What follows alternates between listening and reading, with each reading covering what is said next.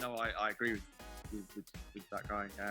It is a dying art, I call it. The game's becoming almost non-contact at some stages, I feel, which is frustrating. But it's just, you have to adapt to it, and you have to change the way that you tackle and the way that you intercept. And I feel like this season there's been a lot less tackling. I think there's been a lot more interceptions and a lot more trying to get in the right positions first before tackling. I find, but as I said, it is frustrating because I've always been brought up with football being, contact and aggressive and, very, very tackling and interception, being a bit of a hard sport. So it's gone away from that a little bit, but it's what it is, and the game's evolving into what it's becoming. I'm not sure I like it, but you have to get on with it. And VAR's VAR. I think there's been a lot of scrutiny over it. In my opinion, I don't think it's used in the best way. But as I said, the rules are the rules, and you get on with it as a player.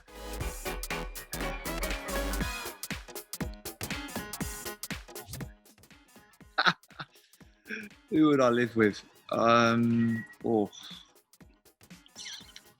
It's a very, very good question. Who would I live with? I'm going through in my head now. I'll tell you what, probably live with Jacob Murphy. Only because I've roomed with him before at England when I was younger. So I know what he's like. He's tidy, he's not messy, goes to bed at a reasonable time. By all accounts, I think he's quite a good cook, so he could make some nice food. So probably Jacob.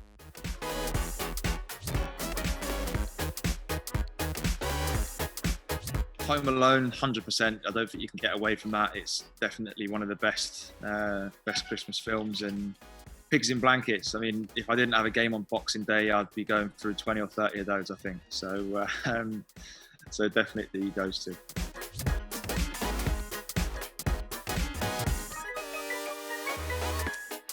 Footballing idol, I'd say, was Patrick Vieira growing up. Was always physically very strong, could pass, could score, was a leader, in many ways. It's definitely Patrick Vieira growing up. And then, as I said, moulding my game, I wouldn't say I've looked to somebody to mould my game around. I've tried to become my own player, but, obviously the players that play in my position, over the years, I've, the Thiago Silvas, when he used to, when he was a bit younger, he played centre defence and midfield, centre back. He was very versatile. More recently, you've had the Kantés, the players that are, of that level, the Gattusos, players like that have been very, very good at what they do. And, those types of players you look to look at their game to help improve yours.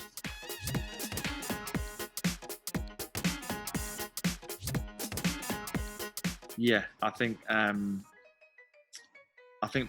Matt Ritchie's one as well.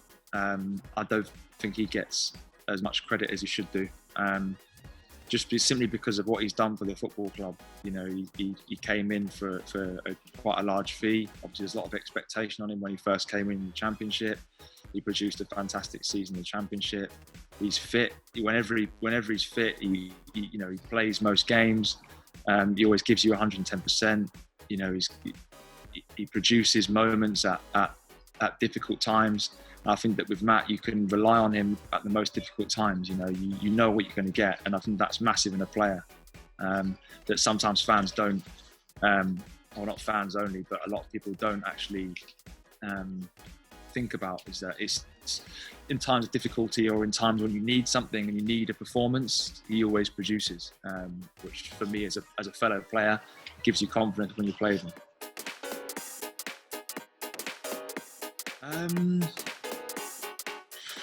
I'd definitely put myself up there. To say that I'm definitely the fittest is probably a bit out there, but I'd definitely say I'm in the top three. As I said, Matt Ritchie, Sean Longstaff, they've got good stamina. But I think that more for me, especially for me, is it's more mentality. You can be fit there's players that are fit that can play 3 games a week, or 3 90 minutes, or whatever it is, of 4 or 5 games in a row at high intensity in a short space of time. But for me, it's mentality, and I think that a lot of people, a lot of players, they might be feeling a bit tired. Oh, my groin's hurting, or my hamstring's a bit tight, and they go, oh, I can't do that, or I can't play that game, or I can't train. And I just think it's the mentality to get through it and to push yourself, not through a pain barrier, but push yourself to your limits. And some players and some people only get to 60-70%, and they don't realise they can actually push through it and get to 100%. So for me, it's just I push myself every single day, every single training session, extras, every game, 110%, and that's just the way that I am, and I've been built.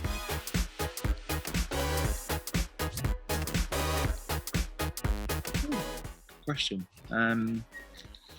I've always been quite a good writer, so I did a lot when I was younger on journalism, and I did a few blogs and things like that when I was younger at Arsenal. So I've always been quite a keen and quite a good writer, so I'll probably be in that industry, to be honest with you. It's not that I enjoy it, now on the other side of it, being a player and other people writing about you, or writing stories about you, but I'd probably be in that because I'd like to think I'm quite good at that.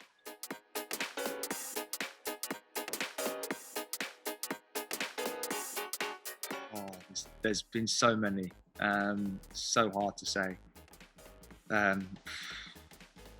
Favourite moment, the promotion winning season was great.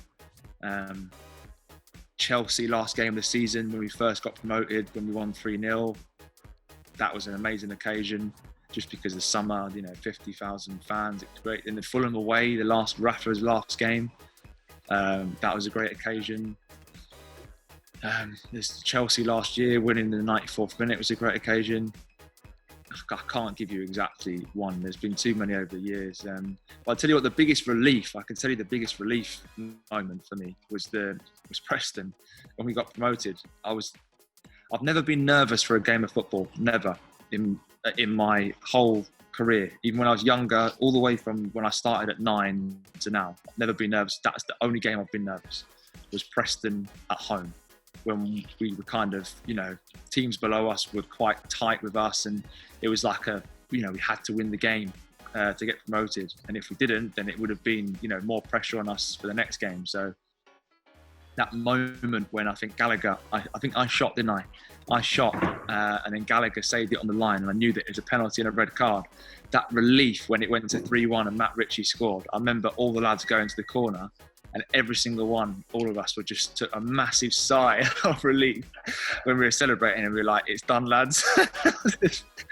That relief was like just monumental. And for the last, I think it was 15, 20 minutes of the game, it was just, party football, tapping it about, and it's probably the most enjoyable 20 minutes of football I've ever had in my life.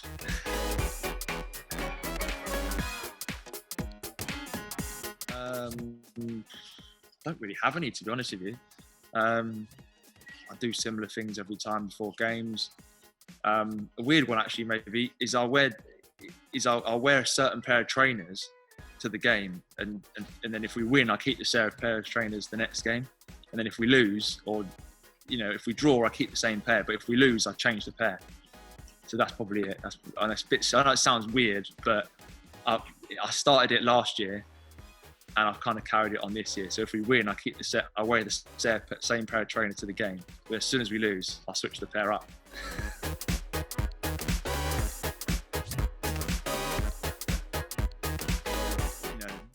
Be kind to everyone. Be kind to people. Have a smile on your face. Be kind to people. Live the life to the fullest of your capabilities. And if you've got nothing nice to say, don't say it. And try and spread positivity around the world.